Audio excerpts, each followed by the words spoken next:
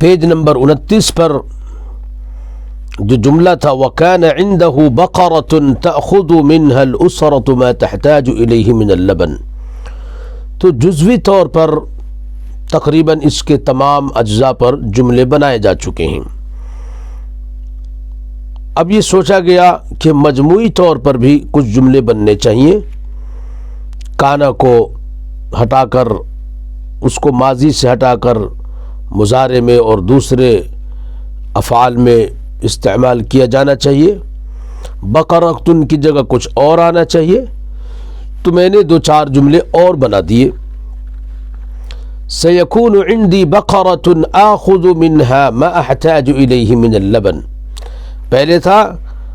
وکان عنده بقرۃ تأخذ منها الاسرۃ ما تحتاج الیہ من اللبن،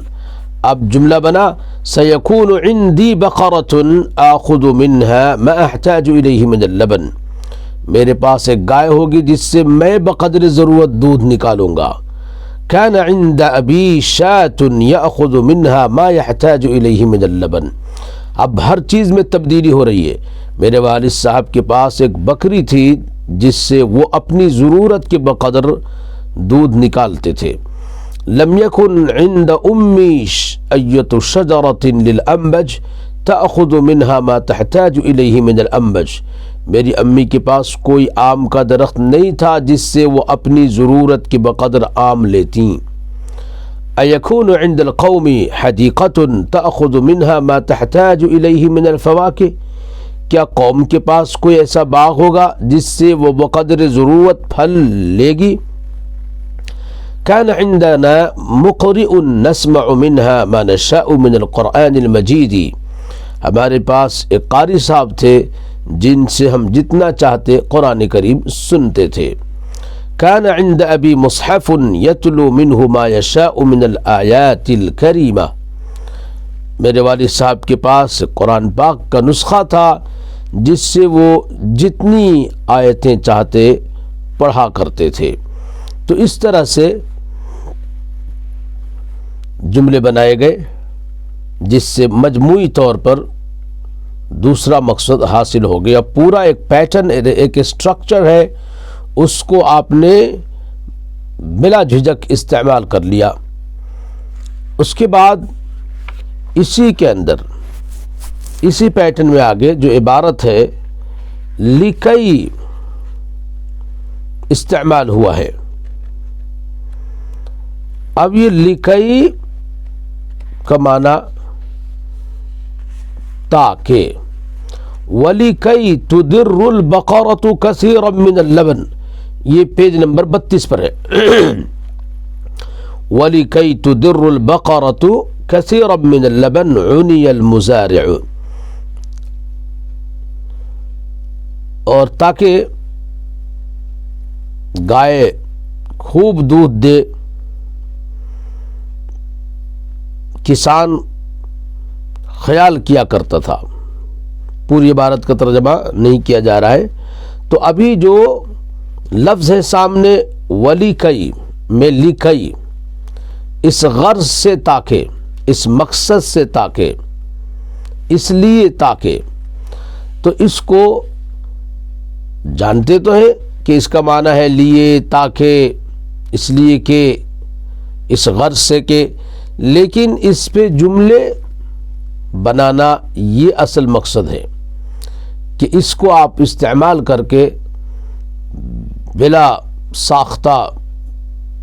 بلا کسی تکلف کے بداہتاً بول سکیں اور لکھ سکیں۔ تو اس پہ جملے پیش کیے گئے، لِكَيْ أَتَعَلَّمَ الْعَرَبِيَّةَ، تاکہ میں عربی سیکھ سکوں، عربی سیکھنے کے لیے، لِكَيْ تَتَعَلَّمَ الْإِنْجِلِيزِيَّةَ، تاکہ تم انگریزی سیکھ سکو،